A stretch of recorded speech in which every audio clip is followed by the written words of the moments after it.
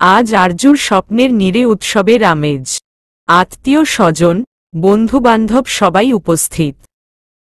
তাছাড়া বড় বড় নেতারা তো আছেই। সাংবাদিকরা একে একে ছবি ক্লিক করছে আর ব্রেকিং নিউজ বের করছে। এত জমজমাট আয়োজনের আগে শহরে হয়েছে বলে মনে হয় না। সেদিন হুট করেই বিয়ে করার পর আরজু ভাবতেই পারেনি এত জমজমাট একটা আয়োজনে তার বিয়ে হবে। সে তো মনস্থির করেই নিয়েছিল হয়তো তাকে আড়ালেই থাকতে হবে নেতা সাহেবের বউ হয়ে। তাতেও আরজুর আপত্তি ছিল না। নাহিদ স্টেজে দাঁড়িয়ে আরজুর অপেক্ষা করছিল। সারাদিনে আরজুকে একবারও দেখতে পায়নি। নাহিদকে বিচলিত হতে দেখে আশফি বলল, শালা আমার পরে বিয়ে করে দুইবার বাসর করে ফেলছিস, আর আমার কপালে একটা বাসরও নাই। আমার কপালটাই খারাপ। বউ বিরহের আগুনে ছুঁড়ে ফেলে বিদেশি মাটিতে ঘুরে বেড়াচ্ছে। নাহিদ মৃদু হেসে বলল, তুই এতটাও সুপুরুষ না। বিয়ে করে সেদিনই যে বাসর সেরে ফেলেছিস আমি জানি না ভেবেছিস? আশফি মলিন মুখে বলল, সেটা তো বহুদিন আগের কথা বন্ধু। 1 যুগ পার হয়ে গেল। আশফির কথায় নাহিদ হেসে উঠল। ঠিক তখনই সামনের গেট দিয়ে আরজু প্রবেশ করল। সকলেই মুগ্ধ হয়ে ব্রাইডকে দেখছে। আরজুর দর্শন হতেই নাহিদের শরীর শিরশির করছে। মাথা কেমন ঝিমঝিম করছে। নাহিদ বুঝতে পারছে তার মতো শক্তপোক্ত মানুষটার বুক কাঁপছে। প্রিয় মানুষটিকে এই রূপে দেখলে প্রতিটি পুরুষেরই কি এমন বুক কাঁপে? হৃদস্পন্দনের ধুকপুকানি নাহিদ স্পষ্ট শুনতে পাচ্ছে। লাস্যময় এই নারী তার স্বপ্নে বহুবার এই রূপে ধরা দিয়েছে। যখনই নাহিদ এই স্বপ্ন দেখেছে ততবার তার ঘুম ভেঙে গেছে। অস্থিরতায় গলা শুকিয়ে গেছে। তখন তো একবারও ভাবতে পারেনি সেই স্বপ্ন কয়েক বছর পর এমন সত্যি রূপে ধরা দেবে। সবার দৃষ্টি আরজুর দিকে দেখে মেয়েটা লজ্জায় মূর্ছা যাচ্ছে। আরজু ভারী লেহেঙ্গা পরে স্টেজে উঠতে উঠতে আর চোখে নেতা সাহেবকে দেখল। আর সাথে সাথেই চোখ আটকে গেল সেই সুপুরুষের দিকে। সর্বদা শুভ্র পাঞ্জাবি পরা মানুষটিকে এসকালারের ব্লেজারে মারাত্মক লাগছে। শুধু মারাত্মক না, মাথা নষ্ট করা মারাত্মক সুন্দর। আরজু তো এমনই নেতা সাহেবের জন্য উন্মাদ। এইবার বোধহয় মানুষটাকে দেখে অজ্ঞান হওয়ার সম্ভাবনা আছে। ছি ছি, এমন স্টেজে উঠে অজ্ঞান হলে মান সম্মান কিছুই থাকবে না। নাহিদ এগিয়ে এসে আরজুর দিকে হাত বাড়িয়ে দিল। আরজু চোখ তুলে তাকালো নাহিদের দিকে।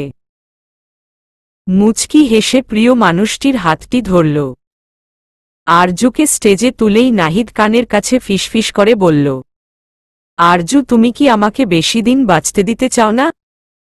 আরজু চমকে তাকালো নাহিদের দিকে। নাহিদ মৃদু হেসে বলল, একটু পর নিউজ বের হবে, লাস্যময় এক নারী 90 এমপির হার্ট ব্লক করে মেরে ফেলেছে। এমন সাজে সামনে আসলে হার্ট দুর্বল হয়ে যায়, নিঃশ্বাসের গতি বৃদ্ধি পায় আর শরীরের প্রতিটা লোমকূপে বিদ্যুৎ খেলে যায়। একটা স্বাভাবিক মানুষের শরীরে এত কিছু ঘটলে মৃত্যু নিশ্চিত। আরজু পিটপিট করে তাকিয়ে থেকে বলল, সহজভাবে বললেই হয় আমাকে মারাত্মক সুন্দর লাগছে। নেতাদের স্বাভাবিক কথা পেঁচানো। অত ভালো উপমা আমি দিতে জানি না, তাই মন মস্তিষ্ককে যা চলছে তাই বক্ত করলাম। আপনার মন মস্তিষ্ক আমার সামনে আসলেই অসভ্য হয়ে যায়। বাকি সবার কাছেই আপনি অতি সভ্য পুরুষ। নাহিদ হেসে বলল, তুমি ধীরে ধীরে একদম ট্রিপিক্যাল ওয়াইফ হয়ে যাচ্ছ আরজু। তোমার সুন্দর মেজাজ খারাপ হওয়ার কারণ কিন্তু আমি জানি। আরজু হতবম্ব হয়ে নাহিদের দিকে তাকালো। আসলেই এই মানুষটা তার মন পড়তে জানে। আরজু আবার সামনে তাকিয়ে বলল, সামনের ওই মেয়েদের চোখ উপড়ে ফেলতে ইচ্ছে করছে। তাহলে তো আমার বউয়ের দিকে মুগ্ধ দৃষ্টিতে তাকানো আশেপাশের সব ছেলেদের চোখ, নাক, কান সব ফেলে দেওয়া উচিত। আপনি খুব খারাপ। আর তুমি খুব মিষ্টি। যারা দাঁড়িয়ে কোল্ড ড্রিঙ্কস খাচ্ছে আর স্টেজে বসা আরজু আর নাহিদের খুনসুটি দেখছে। প্রথম থেকেই যারা চাইতো আরজু আর নাহিদ এক হয়ে যাক। আরজুর নাহিদের প্রতি পাগলামি সবটাই যারা দেখেছে, অনুভব করেছে। ফাইনালি দুজন মানুষকে পাশাপাশি দেখে বুকে প্রশান্তি বয়ে যাচ্ছে। ভালোবাসা দেখতেও ভালো লাগে। তখনই সামনের দিয়ে কেউ চলে গেল। যারা বিমোহিত হয়ে সেই মানুষটিকে দেখছে। ব্ল্যাক ব্লেজার পরা ছেলেটা যেন যারার কঠিন হার্ট মেল্ট করে দিচ্ছে। যারা অপলক সেদিকেই তাকিয়ে রইল। জাহিদ কারো সাথে কথা বলছে। কথা বলার মাঝে পেছনের চুলে হাত বুলাচ্ছে। যারা অনুভব করল তার হৃৎপিণ্ড দ্রুত বেগে লাফাচ্ছে। একটা জুনিয়র ছেলেকে দেখে এমন অদ্ভুত অনুভূতি হওয়া বাঞ্ছনীয় নয়। যারা বুঝতে পারছে সে 2 বছরের ছোট একটা ছেলের প্রতি ভীষণ দুর্বল হয়ে পড়েছে। এই কারণে সবাই কি তাকে ছি করবে? এইসব ভাবনার মাঝে জাহিদ কখন তার পাশে এসে দাঁড়িয়েছে বুঝতেই পারেনি। জাহিদ যারার দিকে তাকিয়ে মৃদু হেসে বলল, দে আর মেড ফির ইচ আদার্স, লাইক অ্যাস। যারা চমকে তাকালো জাহিদের দিকে। মুগ্ধতাকে পাশ কাটিয়ে বিরকি মাখা গলায় বলল, মোটেও না। তোমার মতো ছেলে আমার জন্য হতেই পারে না। এসব বাচ্চা কাচ্চা দিয়ে আমি কি করব? জাহিদ আবার হেসে বলল, একবার অনুমতি দিয়ে দেখুন, আমি বাচ্চা নাকি বাচ্চার বাবা হওয়ার যজ্ঞ বুঝিয়ে দেব। যারা হতবম্ব হয়ে পড়ল। রেগে বলল, তুমি একটা চূড়ান্ত লেভেলের অসভ্য। নাহিদ ভাইয়া কত সভ্য, কিন্তু তার ভাই হয়ে তুমি। আমার ভাই কতটা সভ্য সেটা ভাবি বলতে পারবে। আমার মনে হয় আমার ভাই আমার চাইতে কয়েক গুণ বেশি অসভ্য। কারণ তার সব গুণই আমার মধ্যে এসেছে। তুমি না প্রমিজ করেছ আমার পিছু পিছু আসবে না। হ্যাঁ বলেছি। কিন্তু আপনি যদি আমার সামনে চলে আসেন তাতে আমার কি দোষ? আচ্ছা, যারা আমাদের ফিউচার বেবি কি আপনার মতো কিউট হবে? তাহলে আমি সারাদিন তাদের কোলে নিয়ে বসে থাকব। আপনি চাইলে আপনাকে নিয়ে বসে থাকতে রাজি আছি। যারা রেগে হাতের কোল্ড ড্রিঙ্কস জাহিদের মুখে ছুঁড়ে মারল। বলল, তোমার কোলে বসে থাকার জন্য আমি বসে নেই। স্টুপিড। বলেই যারা চলে যাচ্ছিল। পেছনে থেকে জাহিদ হেসে বলল, তাহলে আমি আপনার কোলে বসতে রাজি আছি। বেবিরা আর আমি সবাই আপনার কোলে উঠে বসে থাকব। যারা আর এসবে কান দিল না। সামনে এগিয়ে গেল। বেহায়া ছেলে একটা। আর সে কিনা এই ছেলেকে নিয়ে এত ভাবছে। এই ফাজিল জীবনেও ঠিক হবে না। একটু সামনেই দেখা হলো নাইম মাহমুদের দিকে। যারা ভীষণ লজ্জায় পড়ে গেল। আঙ্কেল কি জাহিদের কথাটা শুনে ফেলল? নাইম মাহমুদ ঘাড় কাত করে পেছনে দাঁড়ানো জাহিদের দিকে তাকাল। বাবাকে দেখে জাহিদ মেকি হাসার চেষ্টা করল। আসলে তারও লজ্জা লাগছে। নাইম মাহমুদ যারার দিকে তাকিয়ে হেসে বলল, আচ্ছা, আমার পাজি ছেলেটা কি তোমাকে বেশি ডিস্টার্ব করছে? করলে বলবে, তোমার বাবা মায়ের সাথে কথা বলে তোমাকে পার্মানেন্টলি বাসায় নিয়ে আসব। তখন তুমি এই ফাজিলকে একদম সোজা করে দিও। আমি তোমার সাপোর্ট থাকব। কি মা পারবে না? যারার মনে হচ্ছে জমিন ফাঁকা হয়ে যাক আর সে টুপ করে সেখানে ঢুকে পড়ুক। ফাজিলটার জন্য কি লজ্জায় পড়তে হচ্ছে? এই ছেলে নিজের প্রেম কাহিনী বাপকেও শুনিয়ে বসে আছে। সাংঘাতিক ছেলে। এই হাজারো মানুষের মাঝে শুভর দৃষ্টি শুধুমাত্র একজনাতেই নিবন্ধ। দূর থেকে নিজের ভালোবাসাকে দেখছে। আরজুর মিষ্টি হাসি, নাহিদের সাথে খুনসুটি সবটাই যেন শুভর হৃদয়ের দহন বাড়িয়ে দিচ্ছে। এত যত্নের ভালোবাসা কেন তার কাছে ধরা দিল না? এই মিষ্টি মেয়েটা কেন তার জন্য বউ সাজল না?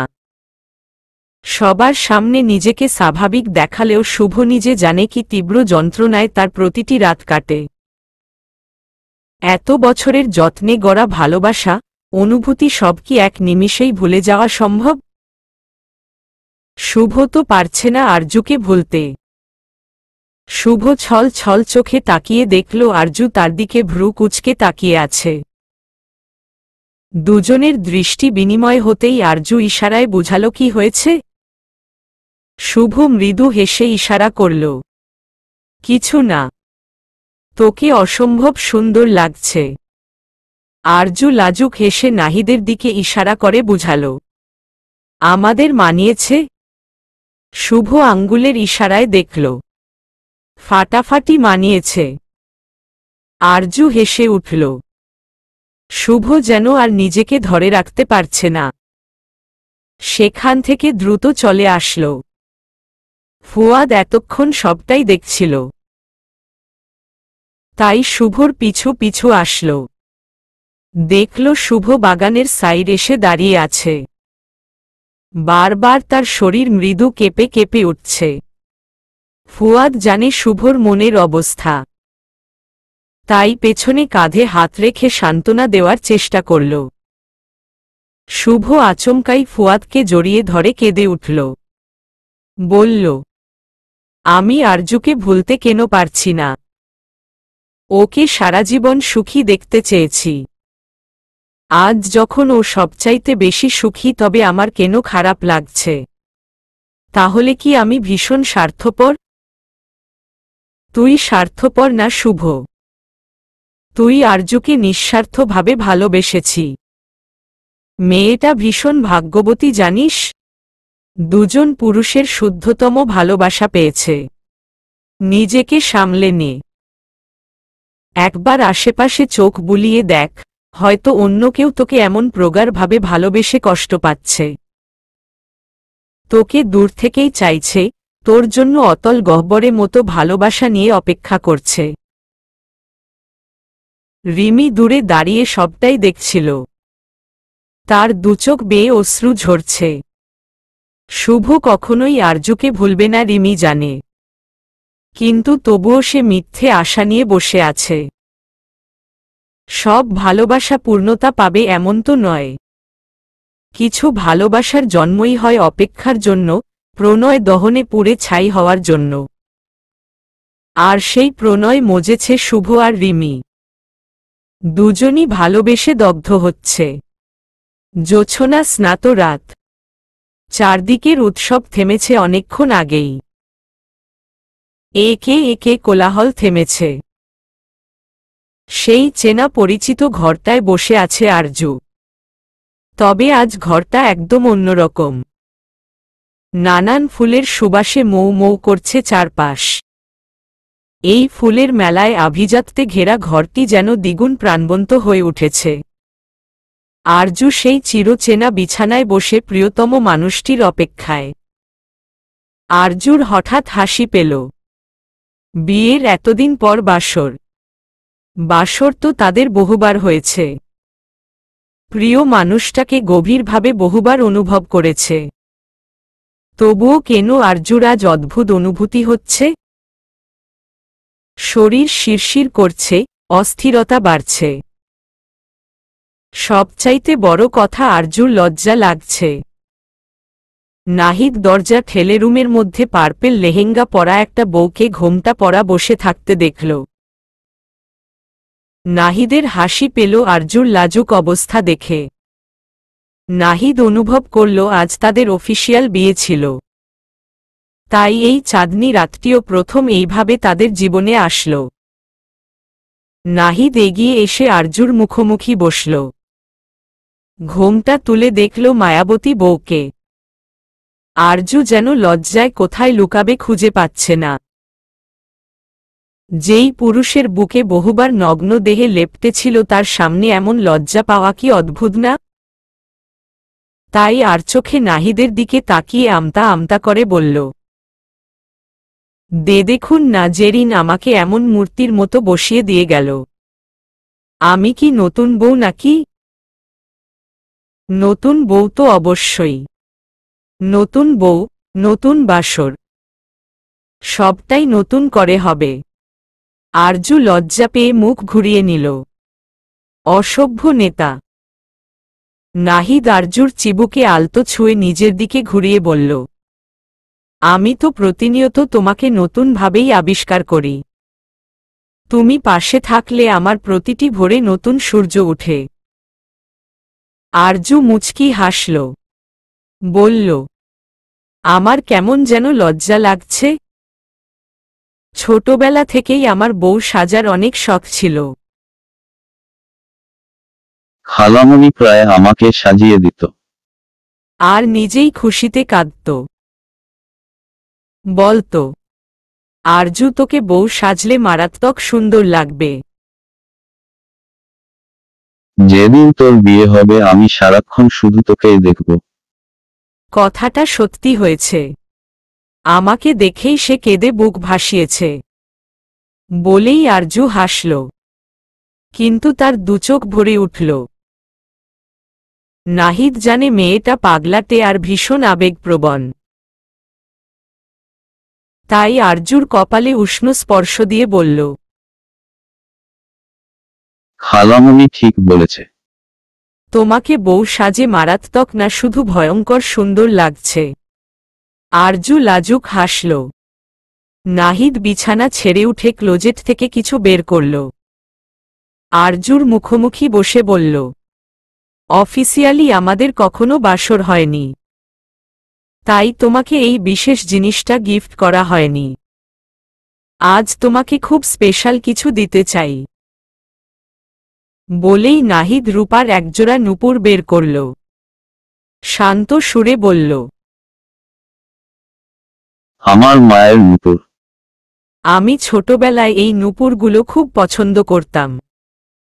মা সারা বাড়ি রিনঝিন শব্দ করে হাঁটত।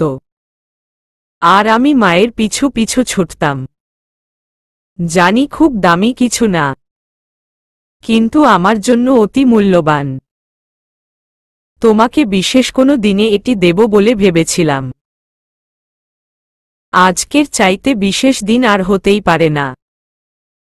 তুমিও মায়ের মতো এই নূপুর পরে সারা ঘিরে রিনিঝিনি ঝংকার তুলবে আর আমি তোমার পিছু পিছু ছুটে বেড়াব। তুমি কি পড়তে চাও আরজু? আরজু দ্রুত পা এগিয়ে দিল। বলল, নিজ হাতে না পড়ালে পড়ব না। নাহিদ হাসল। অতি যত্নে আরজুর শুভ্র পা জোড়ায় নূপুর পরিয়ে দিল। আরজুর সারা শরীর কেঁপে উঠল যখন নাহিদ আরজুর পায়ে উষ্ণ স্পর্শ একে দিল। আরজু অস্থির হয়ে পা সরিয়ে নিল। চমকে বলল, প্লিজ পায়ে চুমু খাবেন না, আমার অস্বস্তি হয়। নাহিদ হেসে আরজুর দিকে আগাল। দুষ্টু হেসে বলল, তাহলে কোথায় চুমু খাব? কোনো জায়গা কি বাকি আছে? আরজু রেগে নাহিদের বুককিল ঘুষি মারতে মারতে বলল, আপনি একটা অসভ্য। আমি নিজেকে কখনোই সভ্য দাবি করিনি।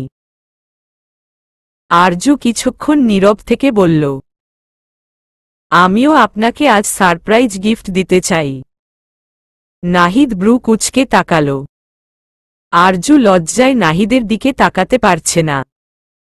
মাথা নিচু করে নাহিদের রুক্ষ পুরুষালী হাত তার উন্মুক্ত উদরে স্পর্শ করিয়ে লাজুক হেসে বলল, আপনার গিফট। নাহিদ নেশাতুর দৃষ্টিতে প্রিয়তমার দিকে তাকিয়ে রইল আর অদ্ভুত হাসল। আরজু যেন ভাবনায় পড়ে গেল। নেতা সাহেব সারপ্রাইজড কেন হল না? নিচের ঠোঁট কামড়ে কিছু ভাবল। তারপর অবাক হয়ে নাহিদের দিকে তাকিয়ে বলল, আপনি আগে থেকেই জানতেন? নাহিদ আবার হাসল। নিচু হয়ে আরজুর উদরে চুমু খেয়ে বলল, জি ম্যাডাম। কিভাবে? নাহিদ দুষ্টু হেসে বলল, আরজু তুমি আমার স্ত্রী। তোমার রেগুলার সাইকেল আমার মুখস্থ। তাছাড়া তুমি হসপিটালে যাবে আর আমি জানব না, হতেই পারে না। আরজু মুখটা মলিন করে রেগে বলল, আপনি আমার সারপ্রাইজ নষ্ট করে দিয়েছেন। সব জেনেও কিছু বললেন না কেন? সব কিছুই কেন আপনার আগে জানতে হবে? আমার পেছনে লোক লাগিয়ে রেখেছে? নাহিদ হাসল। রাগী আরজুর নাকটা একদম লালচে হয়ে আছে। সে আরজুর নাক টেনে বলল, এই সুখবরটা আমি তোমার মুখ থেকে শুনতে চেয়েছি। আমার দুষ্টু বউটা এই নিউজটা আমাকে দেওয়ার সময় যেই লাজুক হাসবে সেটা দেখার অপেক্ষা করছিলাম। আরজু বিভোর হয়ে তার নেতা সাহেবকে দেখছিল। এই মানুষটা অদ্ভুত। নিমিষেই আরজুর বিচলিত মন শান্ত করে ফেলতে পারে। কথায় আছে মাধুর্যতা। যেন আরজু সারাদিন নিরলস মানুষটির কথা শুনতে পারবে। কেমন টনিকের মতো কাজ করে তার প্রতিটি বুলি। আরজুর নিজেকে উন্মাদ লাগে। নাহিদ আরজুর ওষ্ঠে গভীর স্পর্শ করে বলল, তুমি আমার জীবনে সুখ পাখি হয়ে এসেছ বউ। তোমার স্পর্শে আমার জীবনের সকল একাকিত্ব, ক্লান্তি, দুঃখ, কষ্ট সব নিমিষেই ভেনিস হয়ে গেছে। তুমি আমার জীবনে সেই সকল স্বপ্ন পূরণ করেছ আরজু, যার কল্পনাও আমি করতে পারিনি। এসবের প্রতিদানে আমি তোমাকে কিছুই দিতে পারিনি আরজু। আরজু নাহিদের বুকে মাথা রাখল। গলা জড়িয়ে ধরে বলল, কে বলেছে কিছু দেননি? আপনি আমাকে সম্মান, মর্যাদা, ভালোবাসা, ভরসা সব দিয়েছেন নেতা সাহেব। আমি সর্বদা আপনার পাশে থাকতে চাই। প্রমিজ করো আরজু, যদি কোনোদিন আমি নাও থাকি তুমি আমাদের এই অনাগত সন্তানের জন্য বাবা মা উভয় হয়ে তাকে মানুষ করবে। আত্মনির্ভরশীল হবে। কখনো হেরে যাবে না। আরজু চমকে উঠল। নাহিদকে আরো শক্ত করে পেঁচিয়ে ধরে বুকে মুখ লুকিয়ে ফুপিয়ে বলল, এসব বলবেন না নেতা সাহেব। আমার কষ্ট হয়। আপনাকে ছাড়া আমি নিঃস্ব। তাই এসব বাজে কথা আর বলবেন না। নাহিদ হাসল। আরজুর চুলে হাত বুলিয়ে বলল, মাঝে মাঝে তুমি একদম বাচ্চা হয়ে যাও। I like it. এতদিন এক বাচ্চা সামলেছি, কয়দিন পর 2 বাচ্চা সামলাব। দারুণ হবে। কয়দিন পর 2 বাচ্চা ঘরে দৌড়াবে। আরজু নাহিদের বুকে হালকা কামড় বসাল।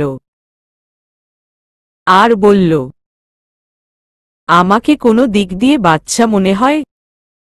নাহিদ ভাববার ভঙ্গি করে বলল, দেখতে হবে। দাঁড়াও চেক করে দেখছি। আরজু থতমত খেয়ে গেল। আর লাফে কোল থেকে নেমে পড়ল। নাহিদ আজ ছাড় দেবার পাত্র না। তাই বলল, আরে যাচ্ছ কোথায়? আজ না আমাদের বাসর রাত। ঈশস। বাসর রাত? যেন উনি আজ প্রথম বাসর করছে। অসভ্য লোক। নাহিদকে আসতে দেখে আরজু সারা রুম জুড়ে দৌড়াতে লাগল। নাহিদ ও তার পিছু পিছু ছুটে যাচ্ছে আর বলছে, আরজু তিরিং বিরিং বন্ধ করো। এই সময় এইভাবে দৌড়ানো ঠিক না। থামো বলছি। আমার ছোট আরজুটা ব্যথা পাবে। ঈশস। ছোট আরজুর জন্য উনার দরদ উতলে পড়ছে। আর কে বলেছে আরজু আসছে? কিউট নেতা সাহেব আসবে। আমার মনে হয় লিটল আরজু। না লিটল নেতা সাহেব। না আরজু। না নেতা সাহেব। এইভাবেই চলল তাদের তর্ক বিতর্ক। কে জিতল বা কে হারল জানা গেল না, কারণ ততক্ষণে সারা ঘর জুড়ে গভীর নিঃশ্বাসের গতি বৃদ্ধি পেল।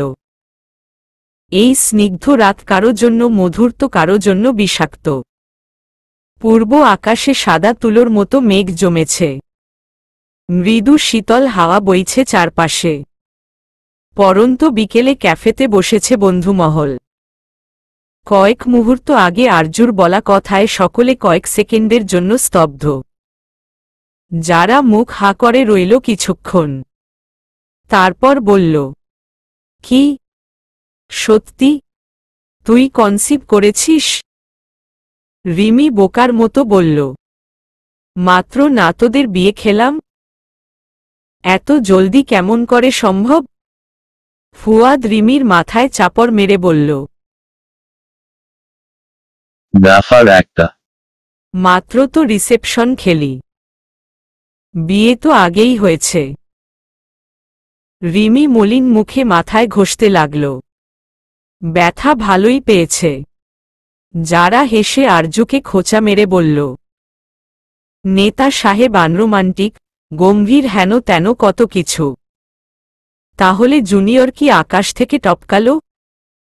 আরজু এতক্ষণ লজ্জা পাচ্ছিল, কিন্তু যারার কথায় বিরক্ত হল। সাবিহা বুঝতে পেরে বলল, ফালতু কথা কম বল। Congratulation Arju, I am very happy for you. যারা আফসোসের সুরে বলল, আমরা এখন অবধি বিয়ে করতে পারলাম না। আর এই মেয়ের বিয়ে, সংসার, বাচ্চা কাচ্চা সব হয়ে যাচ্ছে। ফুয়াদ কপাল কুঁচকে বলল, তুই ও করে ফেল, তোর জন্য সুবিধা আছে। বিয়ে করেই বাচ্চা পালবি। যারা চিন্তিত হয়ে বলল, কেন কেন আবার? তুই তো বিয়েই একটা বাচ্চাকে করবি। যারা রাগে ফুসফুস করতে করতে বলল, ভালো হবে না বলে দিলাম। দেখলাম তো আরজুর অনুষ্ঠানের দিন, তোর পিছে সুপার গ্লু মতো চিপকে ছিল। বাচ্চা হলেও দারুণ হ্যান্ডসাম আছে ছেলেটা, একদম নাহিদ ভাইয়ের মতো। তাছাড়া আরজুর শ্বশুর ও রাজি। এরা আসলেই জনসেবা করছে। দুই ভাই দুই পাগলকে বিয়ে করে দেশের যা উপকার করছে। সেলুট জানাই। এবার যারা আরজু দুজনেই রেগে গেল। ফুয়াদের কফিতে এক বোতল পানি ঢেলে দিল। বলল, বেশি করে খা, ছাগল। ফুয়াদ হেসে বলল, সমস্যা নাই। আরজু এই খুশিতে ট্রিট দে। আমি অর্ডার করছি। আরজু মুখ বাঁকিয়ে বলল, আমার ভয়েই গেছে তোকে ট্রিট দিতে। তুই তো দারুণ কিপটা। নেতাদের বউরা বুঝি এমন কিপটা হয়? হয়। সবাই আরজুকে অভিনন্দন জানাল। রিমি আর চোখে শুভর দিকে তাকাল। কেমন থমথমে অবস্থায় বসে আছে। দৃষ্টি জানলে কাচের বাইরের আকাশে দিকে। রিমি আলতো স্পর্শে শুভর হাত ধরল, যেন একটু আশ্বস্ত করার প্রয়াস করল। শুভ শান্ত দৃষ্টিতে রিমির দিকে তাকাল। রিমি জানে এই শান্তি দৃষ্টির আড়ালে কতটা অশান্তি বিরাজ করছে। আরজু সবার দিক থেকে দৃষ্টি সরিয়ে শুভর দিকে তাকাল। এই খবর শুনে সে যাকে সবচাইতে বেশি উচ্ছ্বাসিত হবে ভেবেছিল সেই কেমন নির্বাক। আরজুর বুঝতে পারে শুভর সাথে তার একটা দূরত্ব তৈরি হয়েছে। আজকাল শুভ আরজুর কাছ থেকে দূরত্ব বজায় রাখার চেষ্টা করে। আরজু ভেতরে ভেতরে ভীষণ কষ্ট পায়। কারণ পরিবারকে হারিয়ে সবচাইতে কাছে সে শুভকে পেয়েছে। আর সেই শুভ তাকে এড়িয়ে চলে। আরজু শুভর দিকে তাকিয়ে বলল, তুই খুশি হোসনি শুভ? শুভ মৃদু হাসার চেষ্টা করে বলল, আমি খুশি হব না কেন? আমাদের ছোট্ট আরজু আসবে আর আমি খুশি হব না? তুই এত বড় হলি কবে বুঝতেই পারলাম না। আরজু মলিন হাসল, কিছুই বলল না। আড্ডা শেষে আরজু শুভর কাছে আবদার করল আজ শুভর বাইকে করে বাসায় যাবে। শুভ বলল, এই অবস্থায় বাইকে উঠা ঠিক হবে? আরজু রাগ দেখিয়ে বলল, নিবি না বললেই হয়। শুভ বুঝল আরজু অভিমান করেছে, তাই বলল, আচ্ছা চল। আরজু বলল, সামনের আইসক্রিম পার্লার থেকে, কিন্তু আইসক্রিম খাওয়াতে হবে। শুভ হাসল, যেই মেয়ে নিজেই বাচ্চাদের মতো আবদার করে সে বাচ্চা সামলাবে কি করে? শুভ অনুভব করল আরজুর বেবি আসবে শুনে তার কষ্ট হচ্ছে না, বরং এক অজানা উত্তেজনা কাজ করছে। একটা ছোট্ট আরজু যদি গুটি গুটি পায়ে হাঁটে সেটা দেখতে পৃথিবীর সবচাইতে মণিমুগ্ধকর দৃশ্য হবে নিশ্চয়ই। আরজু বসে পড়ল শুভর বাইকে। শুভ পেছনে তাকিয়ে বলল, তোর ঘোড়ার পালকি পিছু পিছু আসবে? আরজু হেসে পেছনের গাড়িতে বসা সাইফুলকে দেখে বলল, হুম, উপর থেকে কড়া নির্দেশ আছে। শুভ বাইক স্টার্ট করল। আজ অনেকদিন পর এইভাবে শুভর বাইকে বসে পুরনো দিনের কথা মনে পড়ছে আরজুর। আরজু শুভর দিকে তাকাল, বেশ মনোযোগ দিয়ে ড্রাইভ করছে। আগের তুলনায় স্পিড অনেক কম। আরজু জানে শুভর এই সাবধানতার কারণ। সে মুচকি হাসল, এমন প্রকৃত বন্ধু কয়জনের আছে। সে আসলেই ভীষণ ভাগ্যবতী। তার চারপাশে থাকা প্রতিটি পুরুষ ভীষণ যত্নশীল। না হলে এই সমাজে হিংস্র, নোংরা মন মানসিকতার লোকের অভাব নেই। আইসক্রিম খেতে খেতে শুভ বলল, এটাই লাস্ট। এই সময় নাকি বেশি ঠান্ডা খাওয়া ঠিক না। আরজু বিরক্ত হয়ে বলল, নানি দাদিদের মতো এত কিছু জানিস কি করে? এসব বেসিক নলেজ তোর মতো নিম্নমানের গাধা বুঝবে না। তুই আমাকে গাধা বলতে পারলি? আসলে তো তুই গাধা। রিমি যে তোকে পছন্দ করে জেনেও না জানার ভান করছিস কেন? শুভ জিন্সের পকেটে হাত রেখে আরজুর দিকে শান্ত দৃষ্টিতে তাকিয়ে বলল, তুই সবার মন পড়তে পারিস শুধু আমাকে ছাড়া। আরজু কপাল কুঁচকে বলল, তোর মন পড়ব কি করে? তোর মন তো আমাকে খোঁচানোর ধান্দায় থাকে। শুভ মৃদু হাসল, যেই হাসির মানে আরজু বুঝতে পারল না। আজকাল শুভর সবকিছুই তার কাছে ধোঁয়াশা মনে হয়। ছেলেটা এমন নিজেকে গুটিয়ে নিয়েছে কেন? শুভ আরজুর মাথায় হয় রেখে বলল, তোর মুখের এই স্নিগ্ধ হাসি দেখার জন্যই তো তোর পেছনে লেগে থাকতাম। তোর এই ৩২ দাঁত বের করা হাসি দেখার জন্যই এত আয়োজন। তোকে এত সুখী দেখে আমি সত্যি প্রশান্তি পাই। নাহিদ ভাই মানুষটা অমায়িক। উনার চাইতে বেশি সুখে তোকে কেউ রাখতে পারবে না। নাহিদ ভাইয়ের মধ্যে মানুষকে ভালোবাসার, সম্মান করার অদম্য শক্তি আছে। মানুষটার কাছাকাছি থাকেলেই কেমন স্নিগ্ধতা ছেয়ে থাকে। তুই ভাগ্য করে তাকে পেয়েছিস। আরজু শুভর দিকে তাকিয়ে মৃদু হাসল, কিন্তু চোখ অশ্রুসিক্ত। বলল, আমি জীবনে এমন অনেককেই পেয়েছি যারা আমাকে নিঃস্বার্থভাবে ভালোবেসেছে। তাদের আমি কখনোই হারাতে চাই না। এই মানুষগুলো আছে বলেই এই আরজু এত প্রাণবন্ত। শুভ, আমি জানি তুই আমাদের মধ্যে একটা অদৃশ্য দেয়াল তৈরি করে রেখেছিস। তুই যদি ভাবিস আমাদের বন্ধুত্বের জন্য আমার সংসার জীবনে কোনো সমস্যার সৃষ্টি হতে পারে তবে তুই ভুল। নেতা সাহেব মানুষটা চমৎকার। সে কোনোদিন আমাকে আমাদের বন্ধুত্ব নিয়ে প্রশ্ন করেনি, কোনো অসন্তুষ্টি প্রকাশ করেনি। আমি তোকে হারাতে চাই না শুভ। সবার জীবনে এমন একজন মানুষ থাকে যাকে নির্দ্বিধায় নিজের মনের কথা বলে দেয়া যায়, নিজের দুর্বলতা প্রকাশ করা যায়, কারণ সে জানে সামনের মানুষটি কখনোই তার দুর্বলতার সুযোগ নিবে না। তুই আমার জীবনের সেই মানুষটি। কখনোই ভাবিস না আমার জীবনে নেতা সাহেব এসেছেন বলে তোর গুরুত্ব কমে গেছে। তুই আমার জীবনে ততটাই গুরুত্বপূর্ণ যতটা পূর্বে ছিলি। তুই আমার কাছ থেকে দূরে সরে গেল আমি মানসিক প্রশান্তি হারাব। আরজুর অশ্রুসিক্ত নয়নে তাকিয়ে শুভ বুকে তীব্র ব্যথা অনুভব করল।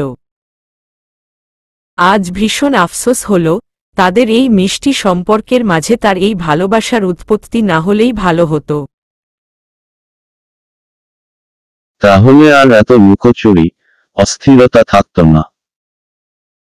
আরজু তো তার বন্ধুত্ব বজায় রাখতে পেরেছে, কিন্তু শুভ কেন পারে না? একটা ছেলে মেয়ের মধ্যে কি প্রেম ছাড়া অন্য কোনো সুন্দর সম্পর্ক হতে পারে না? অবশ্যই পারে। এই আরজুর মনে তাদের বন্ধুত্ব নিয়ে কতটা সম্মানবোধ, ভরসা, নির্ভরতা আছে। শুভর মনেও তাই আছে, কিন্তু আলাদা একটা অনুভূতি যুক্ত হয়ে বাকি সবকিছুর রং ফিকে করে দিয়েছে। সাবা খানম আরজুর প্রেগন্যান্সির খবর শুনে খুশিতে কিছুই বলতে পারলেন না। এত স্ট্রং একজন নারী হয়েও আরজুকে বুকে জড়িয়ে দীর্ঘক্ষণ কাঁদলেন। অবনী বিরক্ত হয়ে বলল, আম্মু তোমার এই ফ্যাচ ফ্যাচ করে কান্না করার কি হল? আরজু আপু তো বিয়ের আগে প্রেগনেন্ট হয়ে যায়নি। সাবা খানম রেগে বললেন, দিব এক চর। এসব কি কথা? অবশ্য তোর বিশ্বাস নেই। তুই কোনোদিন কোলে বাচ্চা নিয়ে বাসায় ফিরে বলে ফেলিস, আম্মু তোমার নাতনি। দেখতে আমার মতো হয়েছে না? অবনী বিড়বিড় করে বলল, রোবট মানব অত মর্দান না। এই ব্যাটা বিয়ে করেও বাসর শুরু করতে ৩-৪ মাস লাগিয়ে দিবে। সে কিনা বিয়ের আগে কোলে বাচ্চা দিবে? ইম্পসিবল। জুবায়ের আহমেদ আরজুকে বুকে জড়িয়ে অজস্র দোয়া করলেন। বললেন, আমার সুইটির ঝুলিতে অজস্র সুখ এসে জমা হোক। আরজু হেসে বলল, জমা হতে হতে আবার ব্লক না হয়ে যায়। নাহিদ মুচকি হাসল। সাবা খানম এই প্রথম নাহিদের মাথায় হাত রাখলেন। বললেন, ধন্যবাদ আমাকে ভুল প্রমাণ করার জন্য, আরজুকে এত আগলে রাখার জন্য। আমি ভুল ছিলাম নাহিদ। আসলে আরজু তোমার শুধু নিয়তি ছিল না, শুদ্ধতম ভালোবাসা ছিল। তাই তো পরিবেশ, পরিস্থিতি কোনো কিছুই তোমাদের স্পর্শ করতে পারেনি। নাহিদ চমৎকার হেসে বলল, ধৈর্য মানুষকে ঠকায় না, বরং সঠিক সময়ে সেরা উপহার দেয়। সাবা খানম তৃপ্তির হাসি হাসলেন। সত্যি ছেলেটার ধৈর্য শক্তির প্রশংসা করতেই হয়। বর্তমান যুগে কেউ কি একজন মানুষের জন্য এতটা সময় অপেক্ষা করতে পারে? তাও অনিশ্চিত অপেক্ষা। দূর থেকেও কাউকে এত গভীরভাবে ভালোবাসা অনুভব করা সম্ভব এই ছেলেকে না দেখলে জানতে পারতেন না। এর মধ্যেই বেশ কয়েক জায়গায় শুভ আর ফুয়াদ ইন্টারভিউ দিয়েছিল, আর একই কোম্পানিতে দুজনেরই চাকরি কনফার্ম হয়ে যায়। শুভর মা বাবা ছেলেকে স্বাভাবিক লাইফে দেখে ভীষণ খুশি হল। শোভা জানে তার ভাই সেই ট্রমা থেকে বের হয়নি, কিন্তু সে চেষ্টা করছে দেখে বেশ ভালো লাগছে।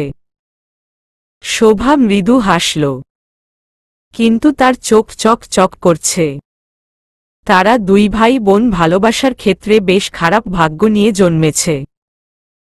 যেদিন শুভর কাছে শুনল ফুয়াদের অন্য একটি মেয়ের প্রতি তীব্র আসক্তি, ভালোবাসার কথা, সেদিন তার কোমল হৃদয়টি ভেঙে গুড়িয়ে গেছে। ফুয়াদকে সে ভীষণ পছন্দ করত, কিন্তু ভাইয়ের মতো তারও ভাগ্যে প্রথম ভালোবাসা পাওয়া লেখা নেই। শোভা নিজেকে সামলে নিয়েছে। তার ভাই এত বছরের ভালোবাসাকে ভুলে স্বাভাবিক হওয়ার চেষ্টা করতে পারলে সে কেন অল্পদিনের ভালোলাগাকে ভুলতে পারবে না? জীবন তো থেমে থেকে না, সে তার নিজ গতিতেই চলতে থাকে।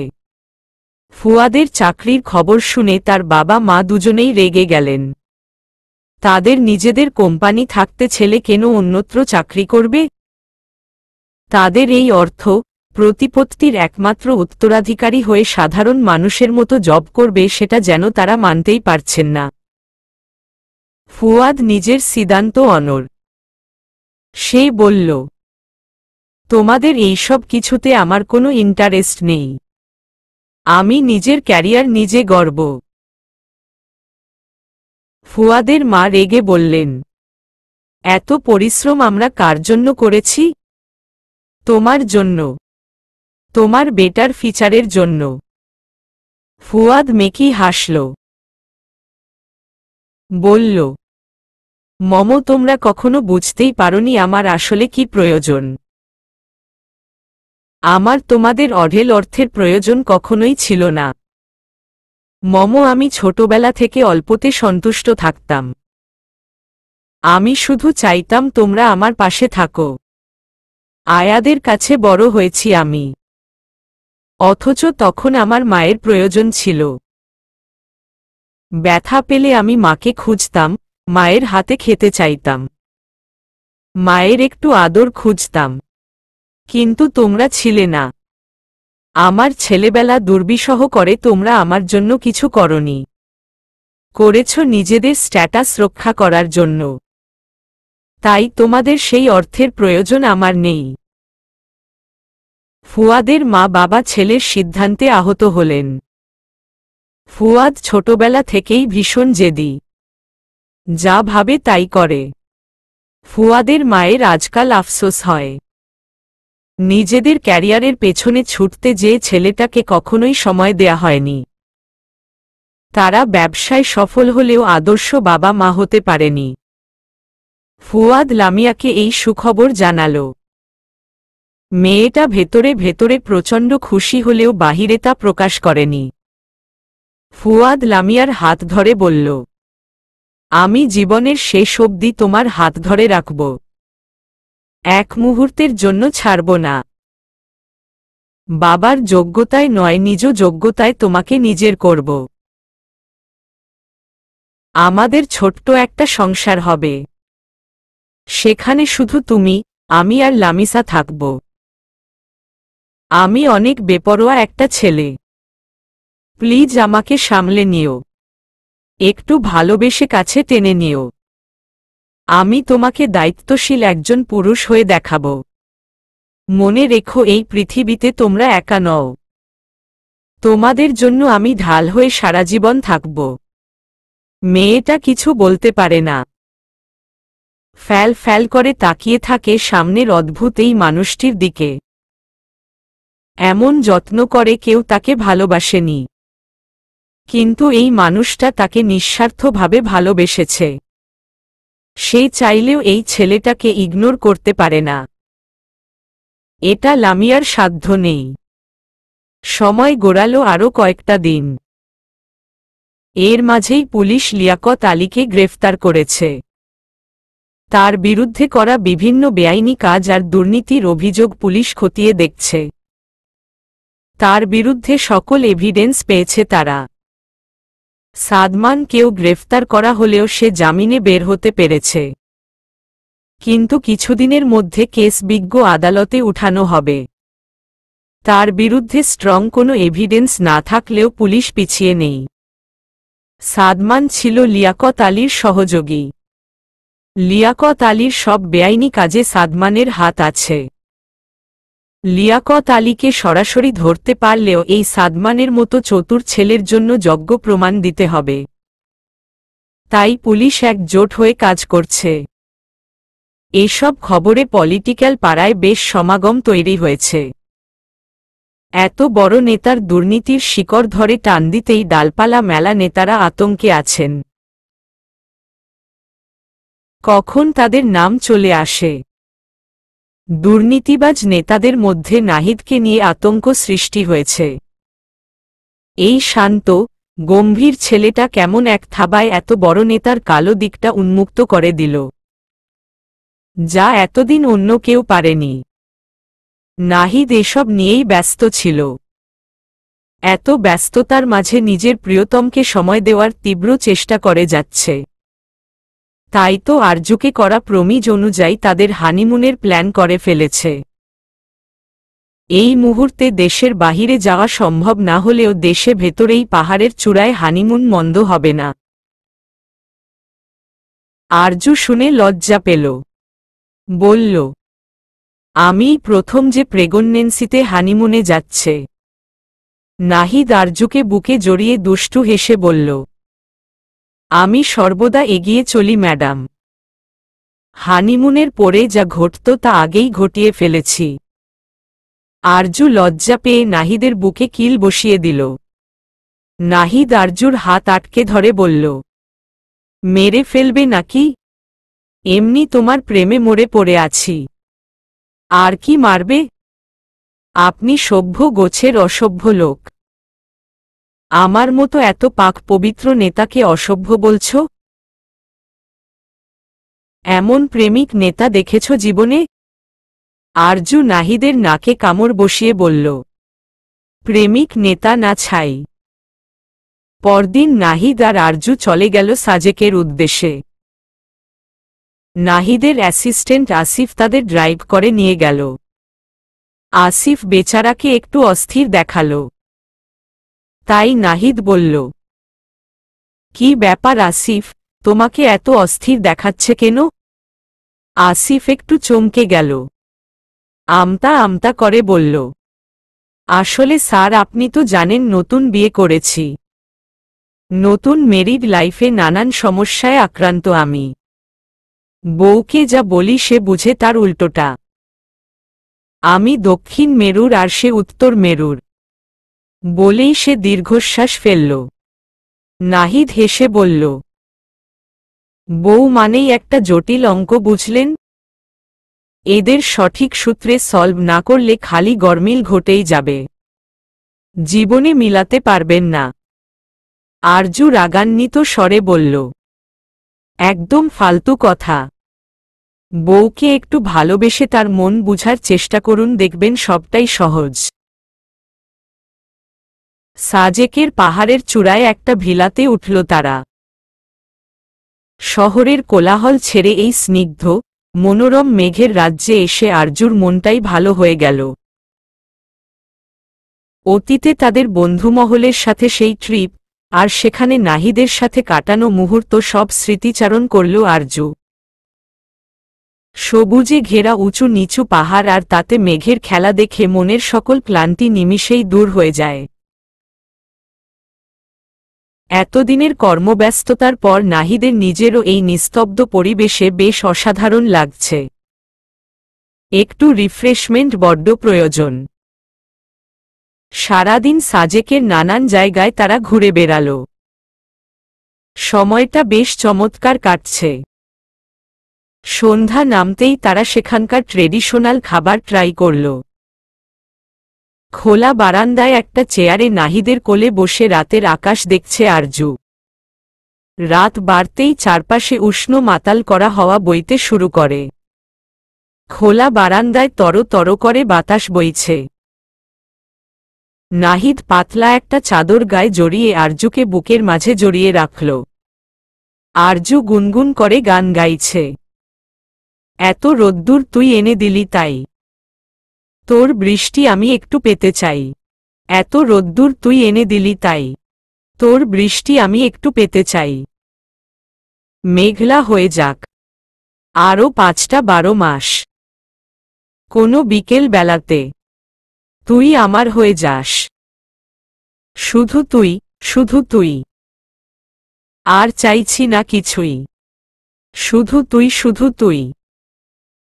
আর চাইছি না কিছুই। নিকষ কালো রাত, পাহাড়ের চূড়ায় ছেয়ে আছে নিস্তব্ধতা। দূরে কোথাও ঝিঝি পোকার ডাক শোনা যাচ্ছে। মাঝে মাঝে খেক শেয়ালের আর্তনাদ ভেসে আসছে। শীতল, স্নিগ্ধ পরিবেশে বেশ গভীর ঘুমে মগ্ন আরজু আর নাহিদ। হঠাৎ করেই নাহিদের ঘুম ছুটে গেল। কপালে চিন্তার ভাঁজ পড়ল। পাশে ফিরে তাকালো প্রিয়তমার দিকে। একদম বাচ্চাদের মতো ঘুমাচ্ছে। নাহিদ খুব ধীরে সুস্থে আরজুকে নিজের বুক থেকে নামিয়ে বালিশে শুইয়ে দিল। চারপাশে সচেতন দৃষ্টিতে তাকাল। জানালার কাছে যেয়ে আশেপাশে চোখ বুলাল। বাইরে তীব্র আধার ছেয়ে আছে। বারান্দার ছোট্ট আলো সেই আধারকে কাটিয়ে উঠতে পারেনি। বাহিরে তেমন কিছুই তার নজরে পড়ল না। নাহিদের কপাল বেয়ে ঘাম ঝরছে। তার মস্তিষ্ক কেন যেন বিপদের আভাস পাচ্ছে। নাহিদ কয়েক মুহূর্ত পায়চারি করে দ্রুত আসিফকে কল করল। আসিফ কল রিসিভ করছে না। ছেলেটা কি গভীর ঘুমে? দুতলা ভিলার নিচ তলায় আছে আসিফ। নাহিদের চিন্তা বাড়তে লাগল। আশেপাশে যথেষ্ট সিকিউরিটি আছে, তবুও নাহিদের অস্থিরতা কাটছে না। তাদের এইখানে আসার বিষয়ে কাছের মানুষজন ছাড়া আর কেউ জানে না। নাহিদ একটু ভেবে দ্রুত কল করল নিজের বন্ধু আশফিকে। দুইবার রিং হওয়ার পরই আশফি কল রিসিভ করল। ঘুম জড়ানো কণ্ঠে বলল, তুই একমাত্র পুরুষ যে হানিমুনে যেয়ে মাঝরাতে বউ রেখে বন্ধুকে কল করে। নাহিদ চিন্তিত সুরে বলল, Ashfi, I think something is fishy. I need backup. মুহূর্তেই আশফির ঘুম ছুটে গেল। সে এক লাফে উঠে বসল। অস্থির হয়ে বলল, leave this place right now. বলেই কল কেটে দ্রুতই কোথাও কল করল। অন্যদিকে নাহিদকে বেশ চিন্তিত দেখাচ্ছে। সে বিছানায় গভীর ঘুমে মগ্ন আরজুর দিকে তাকাল।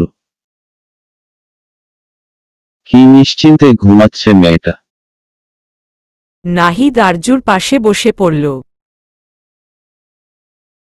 আরজুর উন্মুক্ত উদরে চুমু খেয়ে বিড়বিড় করে বলল, তোমাদের গায়ে একটা আঁচড়ও লাগতে দিব না। পাপার প্রমিজ। গভীর রাত, নিস্তব্ধ চারপাশ।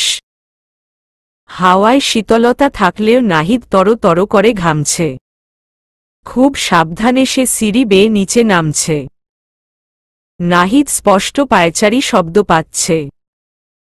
এখানে একাধিক পদচারণা বিচরণ করছে বলে সে ধারণা করছে।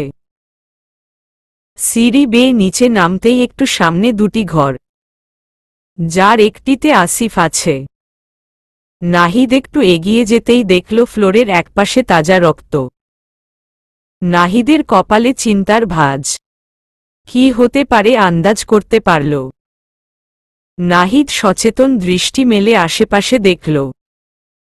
পাশের গাছের আড়ালে একজন ব্যক্তির নিথর দেহ পড়ে আছে। লোকটির পরনের জামা বলে দিচ্ছে সে তার সিকিউরিটির লোক। নাহিদ খুব বেশি সিকিউরিটি নিয়ে আসেনি। মাত্র কয়েকজন লোক তার সাথে এসেছে, যাদের গাইড করছে আসিফ আর রতন। আসিফকে নিয়ে নাহিদের চিন্তা হল। তার রুমের দিকে আগাতেই মনে হল তার পেছনে কেউ আছে। নাহিদ নিজেকে প্রস্তুত রাখল যে কোনো পরিস্থিতির জন্য। লোকটি কিছু বুঝে উঠার আগেই পেছনে ফিরেই খপ করে পেছনের ব্যক্তিটি গলা চেপে ধরল। আর অন্য হাতে ব্যক্তিটি হাত নাহিদ বারান্দার মৃদু আলোয় ব্যক্তিটিকে দেখল, কিন্তু চিনতে পারল না। লোকটির হাতের দিকে তাকাতেই দেখল হাতে ধারালো অস্ত্র। নাহিদ হাতের বাঁধন আরো শক্ত করে রক্তিম দৃষ্টিতে তাকিয়ে বলল, কে তুই? তোকে কে পাঠিয়েছে? নাহিদের বলিষ্ঠ হাতের মুঠোয় পড়ে লোকটির নিঃশ্বাস বন্ধ হবার জোগাড়।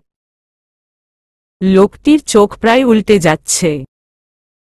নাহিদের সূক্ষ্ম মস্তিষ্ক জানান দিচ্ছে আশেপাশে একাধিক ব্যক্তির উপস্থিতি। নাহিদ কিছু বুঝতে পেরে সামনের লোকটির গলা ছেড়ে সাবধানে দ্রুত সরে দাঁড়াল। ঠিক তখনই ব্যক্তিটি আর্তনাদ করে উঠল, কারণ পেছনে থেকে অন্য একজন লোকটির বুক বরাবর ধারালো অস্ত্র বসিয়ে দিয়েছে। ফলে ফিনিক দিয়ে রক্ত ঝরছে। লোকটি কাতরাতে কাতরাতে নিস্তব্ধ হয়ে পড়ল। নাহিদ চোখ বড় করে তাকাল, কারণ এই আক্রমণ তার জন্য ছিল। কিন্তু হঠাৎ সে চলে আসায় এই লোকটি আহত হল। নাহিদের রাগে সারা শরীর কাঁপছে। ক্ষিপ্ত নাহিদ চট জলদি আহত ব্যক্তির হাত থেকে দ্রুত ধারালো অস্ত্র নিয়ে সামনের ব্যক্তিত্ব গলায় চালিয়ে দিল। মুহূর্তেই কয়েক ফোঁটা রক্ত ছিটকে নাহিদের সাদা পাঞ্জাবিতে পড়ল। নাহিদকে দেখতে এই মুহূর্তে ভীষণ ভয়ানক লাগছে। নাহিদ রক্তাক্ত হাতে কপালের ঘাম মুছে আশেপাশে চোখ বুলাল। সাবধানে আসিফের রুমের সামনে আসল। রুমের দরজা খোলা। নাহিদের চিন্তা বাড়ল। সে দরজা ঠেলে ভেতরে ঢুকতেই অন্ধকার রুমটি মানবশূন্য দেখল। আসিফকে কোথাও দেখা গেল না। চিন্তার ভাঁজ ফেলে নাহিদ ফিরে যেতে গেলেই হঠাৎ পিঠে তীব্র যন্ত্রণা অনুভব করল। সারা শরীর থরথর করে কেঁপে উঠল। চোখের সামনে ভেসে উঠল প্রিয়তমার ঘুমন্ত মুখখানা। দাঁতে দাঁত চেপে যন্ত্রণা লাঘবের চেষ্টা করল।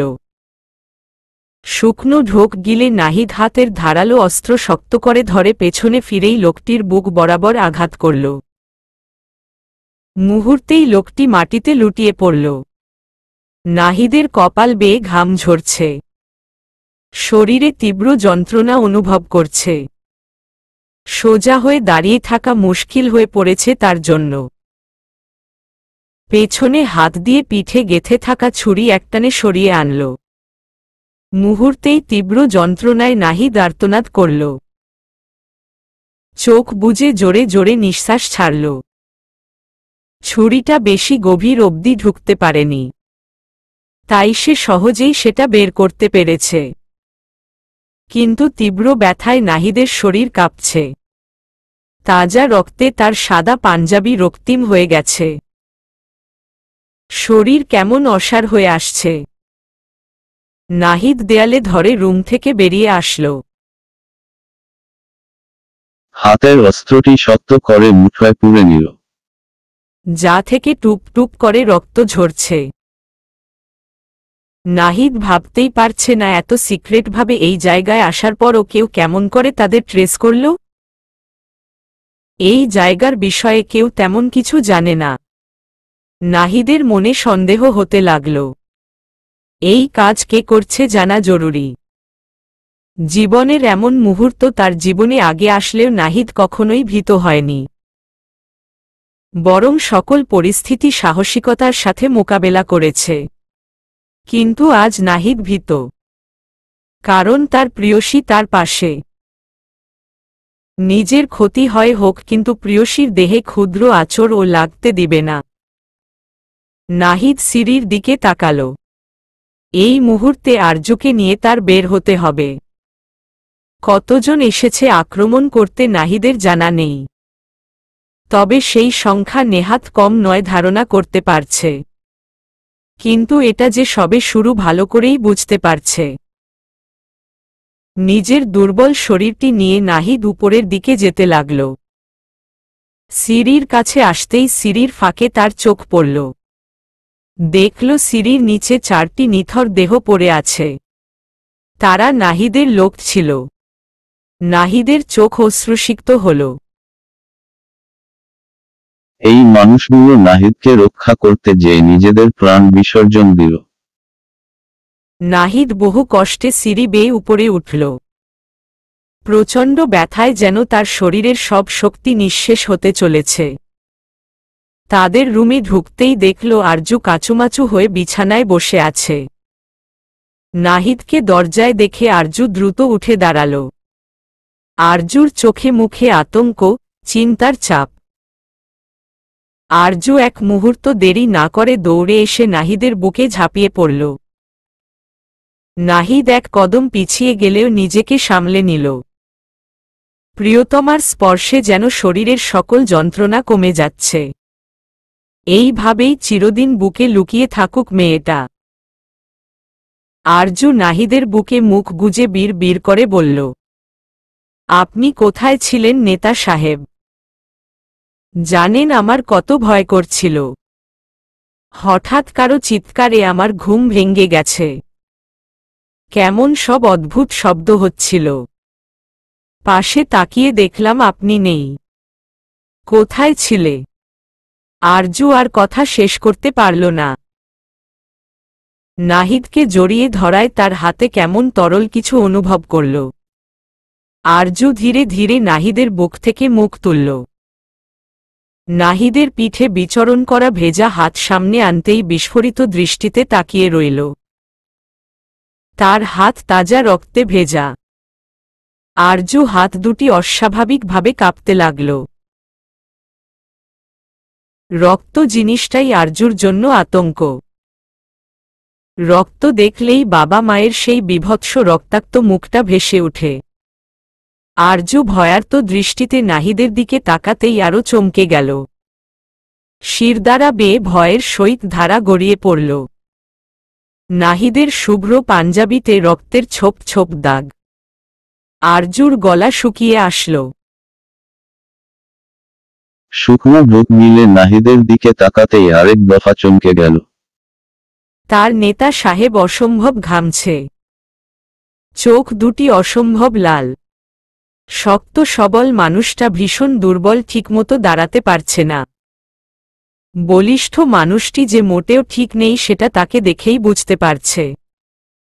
আরজু যেন কয়েক মুহূর্তের জন্য স্তব্ধ হয়ে পড়ল। নিজেকে ধাতস্থ করে আরজু দ্রুত নাহিদের পেছনে এসে দাঁড়াল। পিঠে গভীর ক্ষত দেখে আরজুর শিরদাঁড়া বেয়ে শীতল স্রোত বয়ে গেল। আরজুর যেন মুহূর্তেই স্তব্ধ হয়ে পড়ল। ক্ষত থেকে চুয়ে চুয়ে রক্ত ঝরছে। নাহিদ আরজুর দিকে ফিরে দেখল প্রিয়তমার বিধ্বস্ত মুখখানা। আরজুর কোমল অধরে রুক্ষ হাতের স্পর্শ করতেই আরজুর ঘোর কাটল। সে কাঁপা কাঁপা হাতে নাহিদের বুকে হাত রেখে বলল, আপনি ঠিক আছেন নেতা সাহেব? কি হয়েছে আপনার? এত রক্ত কি কিসের? আরজুর জড়িয়ে যাওয়া কণ্ঠ নাহিদের বুকে এসে বিঁধছে। এই মেয়েটাকে সে সারা জীবন এই রক্তের খেলা থেকে বহু দূরে রাখতে চেয়েছিল। কিন্তু আজ পরিস্থিতি বদলে গেল। আরজুকে অশান্ত হতে দেখে নাহিদ আরজুকে নিজের সাথে জড়িয়ে ধরল। আরজুর মাথায় হাত রেখে বলল, everything is fine my love, don't worry. Arzoo যেন মানতে নারাজ। সে নাহিদের কাছ থেকে সরে কাঁদতে কাঁদতে বলল, অনেক রক্ত ঝরছে নেতা সাহেব, আপনাকে হসপিটালে নিতে হবে। লাগবে না আরজু, আমাদের এখনই বের হতে হবে। আমরা এখানে মোটেও সেফ না। আরজু যেন মুহূর্তেই সবটা বুঝতে পারল। একজন নেতার জীবনের এই কঠিন চ্যাপ্টার সম্পর্কে নাহিদ তাকে বহু আগে অবগত করেছে। এমন পরিস্থিতি লাইফে যে কোনো সময় আসতে পারে। আরজুকে তখন ম্যাচিউরিটির সাথে সবটা হ্যান্ডেল করতে হবে। আরজু দ্রুত ক্লোজেটের সামনে এসে একটা ওড়না নিয়ে আসল। নাহিদের পিঠে শক্ত করে বেঁধে দিল। এতে যদি রক্ত পড়া বন্ধ হয়। নাহিদ আর দেরি করল না। ড্রয়ার থেকে নিজের হ্যান্ডগান বের করে নিল। দ্রুত পেছনের জানালা দিয়ে বাইরে লাফ দিয়ে নামল। আরজু ভীষণ ভয় পাচ্ছে এত উপর থেকে লাফ দিতে। নাহিদ আরজুকে আশ্বস্ত করল। আরজু চোখ বন্ধ করে সৃষ্টিকর্তার নাম নিয়ে লাফ দিয়ে দিল। ধরেই নিল তার হাত পা কিছু একটা ভেঙেছে, কিন্তু চোখ খুলতেই দেখল সে তার নেতা সাহেবের কোলে। আরজু ভয় নাহিদের গলা জড়িয়ে ধরল আর ফুপিয়ে উঠল। নাহিদ আরজুর কপালে আলতো স্পর্শ করে বলল, নিজের শরীরের শেষ রক্ত বিন্দু দিয়ে তোমাদের রক্ষা করব আরজু, তাই কোনো চিন্তা নেই। আরজু আবারও ফুপিয়ে উঠল। আরজুকে কোলে নিতে নাহিদের খুব কষ্ট হচ্ছিল। কিন্তু আরজুকে বুঝতে দিল না, কারণ এত উপর থেকে লাফ দিলে আরজু তেমন ক্ষতি না হলেও তার বাচ্চার ঠিকই ক্ষতি হতো। আর নিজের সন্তানকে রক্ষা করতে এমন হাজার যন্ত্রণা তার কাছে কিছুই না। আরজু নাহিদের অবস্থা বুঝতে পেরে দ্রুত কোল থেকে নেমে পড়ল। একটু সামনে আগাতেই একটা গাছের পেছনে এসে আসিফের মুখোমুখি পড়ে গেল। আসিফ বিস্ফোরিত দৃষ্টিতে তাদের দিকে তাকাল, যেন নাহিদকে এখানে মোটেও আশা করেনি। নাহিদ আসিফকে দেখে এক মুহূর্ত দেরি করল না। প্রচণ্ড ক্ষিপ্ত হয়ে তার গলা চেপে ধরল। বলিষ্ঠ হাতের থাবায় পড়ে মুহূর্তেই আসিফের দম বন্ধ হয়ে আসল।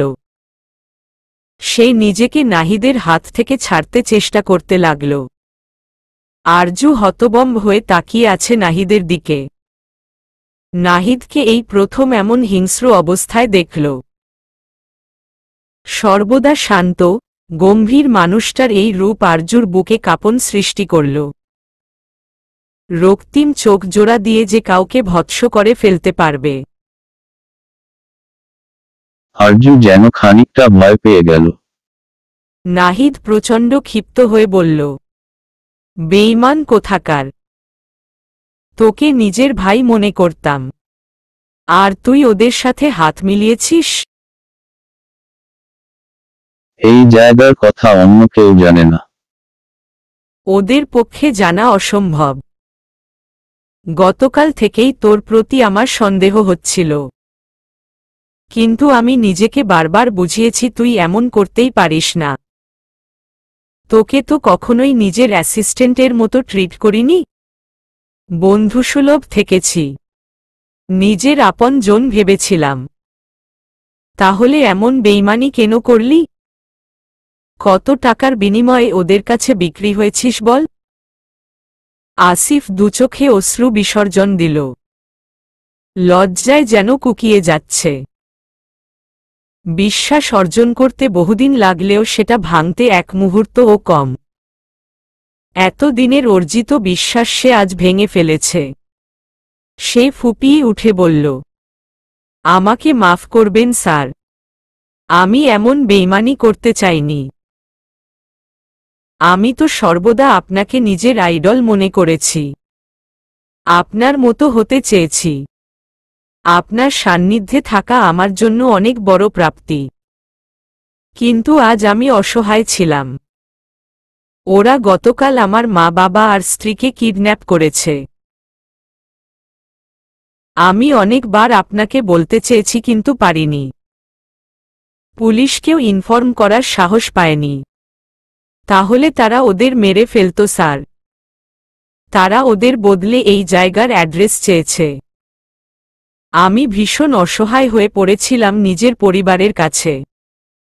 আমাকে মাফ করে দিন স্যার। নাহিদ আর আরজু হতবম্ব হয়ে পড়ল। এত কিছু তাদের আড়ালে ঘটছিল। নাহিদ আসিফের গলা ছেড়ে দিল। আসিফ যেন মন ভরে নিঃশ্বাস নিল। নাহিদ দীর্ঘশ্বাস ফেলে গম্ভীর স্বরে বলল, তোমার কাছে আমি এমন কিছু আশা করিনি আসিফ। নাহিদের ভারী গলা শুনে আসিফ নাহিদের পায়ের কাছে পড়ে গেল। এই মানুষটাকে সে কখনোই ঠকাতে চায়নি। এই মানুষটির জন্য নিজের জীবন বিসর্জন দিতে সে সময় নিবে না। কিন্তু বিষয়টা তার পরিবার, আপনজনদের। আসিফ নাহিদের পায়ে জড়িয়ে বলল, আমাকে মাফ করে দিন স্যার। আমি নিজের পরিবারকে রক্ষা করতে যেয়ে আপনার পরিবারকে এমন বিপদের দিকে ঠেলে দিয়েছি। আমি এমনটা মোটেও করতে চাইনি। নাহিদ আশেপাশে তাকিয়ে দেখল, জায়গাটা মোটেও সেফ না। আসিফ ভেজা গলায় আবার বলল, স্যার আপনারা এখান থেকে দ্রুত বেরিয়ে যান। ওরা বিশাল বড় গ্রুপ এসেছে। আমাদের সব সিকিউরিটি মেরে ফেলেছে। রতন এখনো আছে। ও আপনাদের রুমের আশেপাশেই ছিল। তাই কেউ আপনাদের রুম অবধি ঢুকতে পারেনি। নাহিদ আসিফের দিকে শীতল দৃষ্টিতে তাকাল। এই ছেলেটা তার সাথে সেই প্রথম থেকেই আছে। বেশ বিশ্বস্ত। কিন্তু আজ নিজের পরিবারের জন্য এমনটা করতে বাধ্য হয়েছে। নাহিদ বলল, তুমিও চলো আসিফ। ওরা তোমাকে পেলেও শেষ করে দিবে। মোটেও ছাড়বে না। না স্যার, আমি এখানেই আছি। কারণ এখানে একজন না থাকলে তারা দ্রুতই আপনার কাছে চলে আসবে। আমি যা পাপ করেছি তার প্রায়শ্চিত্ত করতে চাই। আপনাকে রক্ষা করাই আমার দায়িত্ব ছিল। কিন্তু পারিনি। এই পাপ মোচনের জন্য আমি সব করতে পারি। এই দায়িত্ব পালনে নিজেকে বিলিয়ে দিতেই দ্বিধা নেই। পাগলামি করো না আসিফ। চলো আমার সাথে। আপনি যান স্যার। ম্যাম এই অবস্থায় বেশি দূর এগোতে পারবে না। অন্যদিকে আপনিও আহত। আপনি ম্যামকে নিয়ে দ্রুত হাইওয়ে রোডে উঠে পড়ুন। আমাকে এখান থেকেই তাদের প্রতিরোধ করতে হবে। আর দেরি করবেন না। ম্যামকে নিয়ে চলে যান। দ্রুত যান। নাহিদ আসিফকে জড়িয়ে ধরল। তার ভরসাযোগ্য মানুষের মধ্যে আসিফ অন্যতম। আসিফ নিজেও নাহিদকে আলিঙ্গন করল। আসিফ বলল, আমার বাবা মাকে বলবেন তার ছেলে এই প্রতারণা করতে চায়নি। আর আমার স্ত্রীকে বলবেন তাকে ভীষণ ভালোবাসি। আরজু মুখ চেপে কেঁদে উঠল। নাহিদ বলল, তুমি প্রতারক নও আসিফ। পরিস্থিতির শিকার। সেফ থেকো। জলদি দেখা হবে আমাদের। ইনশাআল্লাহ। তারপর তারা পাহাড়ের গা ঘেঁষে নামতে লাগল। আরজু কখনোই এমন বিপদের মুখে পড়েনি। তাই সে কিছুতেই নিজেকে সামলাতে পারছে না। বারবার বুক ফেটে কান্না আসছে। অন্ধকারে উঁচু নিচু রাস্তা দিয়ে তাদের চলতে বেশ কষ্ট হচ্ছে। আরজু বারবার হোঁচট খাচ্ছে। নাহিদ নিজেও বেশ দুর্বল। শরীরের যন্ত্রণা যেন বাড়তেই লাগল। কিন্তু আরজুকে শক্ত করে ধরে রাখল। হঠাৎ করেই গুলির আওয়াজ ভেসে আসল। ধাওয়া পাল্টা ধাওয়া চলছে। বেশ কিছুক্ষণ এই গুলিবর্ষণ চলল। কয়েক মুহূর্ত পর সব আবার নিস্তব্ধ। নাহিদ একটা গাছের সাথে হেলান দিয়ে দাঁড়িয়ে চোখ বুজে দীর্ঘশ্বাস ছাড়ল। আন্দাজ করতে পারল কি ঘটেছে। আরজু তার বুকের কাছে। আরজু কাঁপা কাঁপা গলায় বলল, সব এমন থেমে গেল কেন নেতা সাহেব? আসিফ ভাইয়া কি? আরজু আর বলতে পারল না। নাহিদ আরজুকে বুকের সাথে জড়িয়ে নিয়ে বলল, ভয় করছে আরজু? আরজু ভেজা চোখে তাকিয়ে মাথা ঝাঁকিয়ে হে জানাল। নাহিদ মৃদু হেসে বলল, ভয় নেই আরজু। তোমার নেতা সাহেব তোমার পাশে আছে। এই অন্ধকার দ্রুতই কেটে যাবে। নতুন ভোর শুরু হবে। তুমি শুধু নিজেকে সামলে নিও। ফোনের তীব্র শব্দে ঘুম ছুটে গেল নাইম মাহমুদের। ঘুম জড়ানো কণ্ঠে ফোন রিসিভ করে অপর পাশের ব্যক্তির কথা শুনে এক লাফে উঠে বসলেন। হাত থেকে হঠাৎ করেই ফোন পড়ে গেল। বুকে হাত রেখে বুঝতে পারল তার হৃৎপিণ্ড অস্বাভাবিকভাবে লাফাচ্ছে। হঠাৎ প্রচণ্ড তেষ্টা পেল তার। হাত বাড়িয়ে পাশের টেবিল থেকে গ্লাস তুলতেই কম্পনরত হাত থেকে গ্লাসটি বিকট শব্দ করে ফ্লোরে পড়ে ভেঙে গেল। হঠাৎ তীব্র শব্দে ঘুম ভেঙে গেল পাশে থাকা সানজিদা মাহমুদের। তিনি চমকে গিয়ে দ্রুত উঠে লাইট অন করলেন। পাশেই স্বামীকে দেখে ভয় পেয়ে গেলেন। শীতল এই ঘরটায় বসে তিনি অস্বাভাবিক ঘামছেন। সানজিদা মাহমুদ দ্রুত তার পাশে এসে বললেন, কি হয়েছে তোমার? এমন দেখাচ্ছে কেন? নাইম মাহমুদ ভেজা চোখে একবার সানজিদা মাহমুদের দিকে তাকিয়ে দ্রুত উঠে দাঁড়ালেন। ফোন পকেটে গুজে কিছু না বলেই হন্তদন্ত হয়ে বেরিয়ে গেলেন। সানজিদা মাহমুদ এতে বিরক্তিতে চোখ মুখ কুঁচকে ফেললেন। এই লোকটা কখনোই তাকে গুরুত্ব দেয়নি। নিতান্তই লোক দেখানো সম্পর্ক তাদের। কখনোই এই মানুষটা তাকে ভালোবাসতে পারেনি।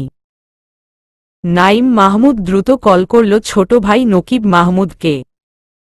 নকিব মাহমুদ কল ধরতেই নাইম মাহমুদ বললেন, আমার ছেলে আর ছেলের বউকে সেফ দেখতে চাই নকিব। ওদের আমি সুস্থ দেখতে চাই। তোর সর্বোচ্চ ক্ষমতা প্রয়োগ কর। আমার ছেলেটাকে আমার বুকে ফিরিয়ে আনো। ভাইজান আপনি শান্ত হন। আমি অলরেডি রাস্তায়। আর্মির ফোর্স অলরেডি কাছাকাছি আছে। ইনশাআল্লাহ ওদের কিছু হবে না। নাইম মাহমুদ চোখের অশ্রু মুছে বললেন, এই ভয়টাই আমি পেতাম। নাহিদ কখনোই অন্যায়ের সাথে আপোষ করবে না, যার ফলে ওর শত্রুর সংখ্যাও বেশি হবে। অন্যরা তাকে নিজেদের রাস্তা থেকে সরাতে চাইবে, কিন্তু আমার একরোখা তেজি ছেলেটা পিছু হটার না। আমার কথার গুরুত্ব কখনোই দেয়নি। ভাইজান নাহিদ তার জায়গায় ঠিক আছে। আপনি কি চান আপনার ছেলে কাপুরুষ হোক? কিছু দালাল অসাধু লোকের জন্য সবাই ভয় পেয়ে থেমে গেলে দেশের কি হবে? কাউকে না কাউকে তো আগাতেই হবে। আমাদের নাহিদ কারো ভয় ঘরের কোণে বসে থাকার ছেলে না। নাইম মাহমুদের মন কু ডাকছে। নাহিদের প্রতি তার মাটা বরাবর বেশি। মা হারা ছেলেটাকে তিনি যথাযথ সময় দিতে পারেনি। এত বছর তাদের মধ্যে কোনো সুস্থ সম্পর্ক ছিল না।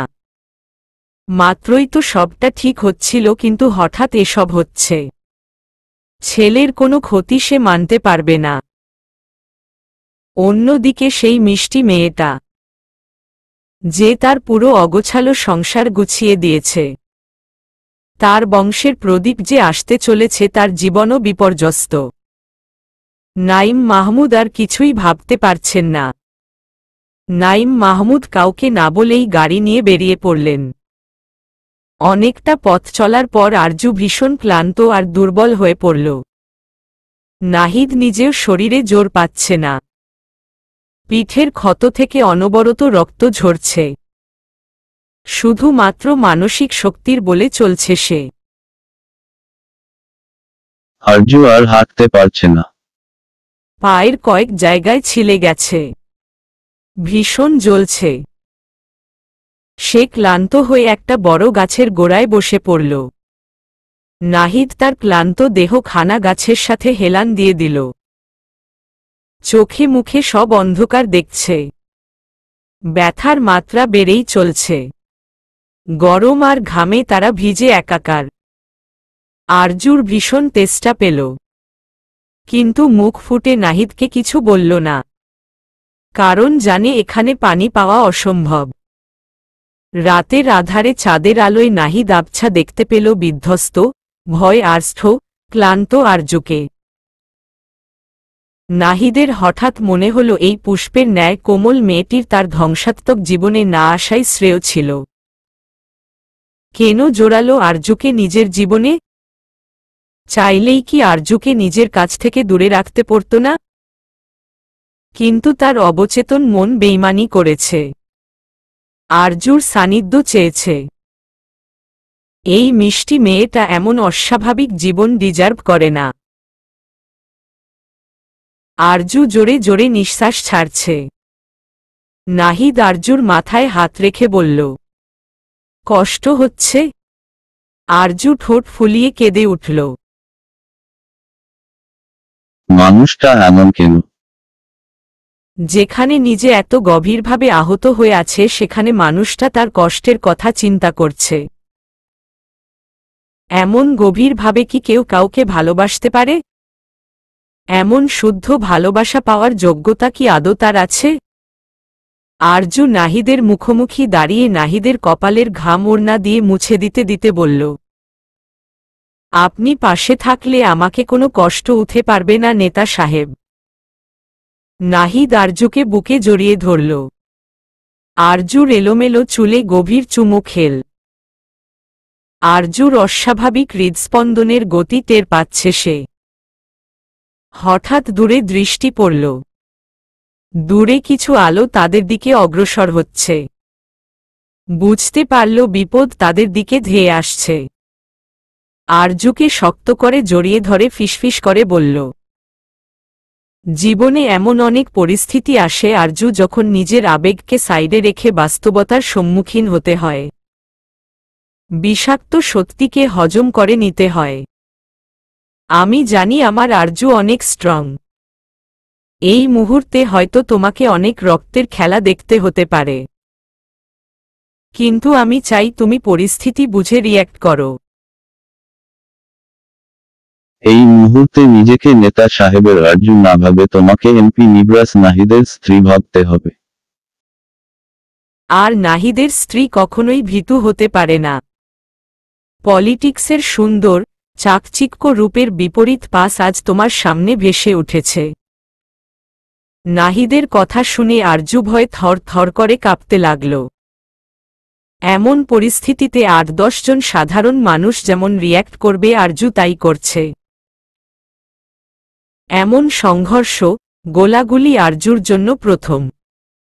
কিন্তু নাহিদ শান্ত থেকে পরিস্থিতি সামলানোর চেষ্টা করছে। আরজুকে সাহস জোগানোর চেষ্টা করছে। নাহিদ আরজুর হাত শক্ত করে ধরল। তারপর যত দ্রুত সম্ভব সামনে আগানোর চেষ্টা করল। কিছুদূর যেতেই পেছনে থেকে গুলি বর্ষণ শুরু হল। আরজু ভয় চিৎকার দিয়ে ২ হাতে কান চেপে বসে পড়ল। এমন তীব্র শব্দে হৃৎপিণ্ড লাফাচ্ছে অস্বাভাবিকভাবে। আরজু খিচে দুচোখ বুজে রাখল। নাহিদ সাবধানে আরজুকে একটা বড় গাছের আড়ালের দাঁড় করল। মেয়েটার জীবনের সবচাইতে বীভৎস দিনটি নিঃসন্দেহে আজকের। হয়তো আরজু এই দিনটির কথা কখনোই ভুলতে পারবে না। আরজু ভয় নাহিদকে জড়িয়ে ধরে জোরে জোরে নিঃশ্বাস নিতে লাগল।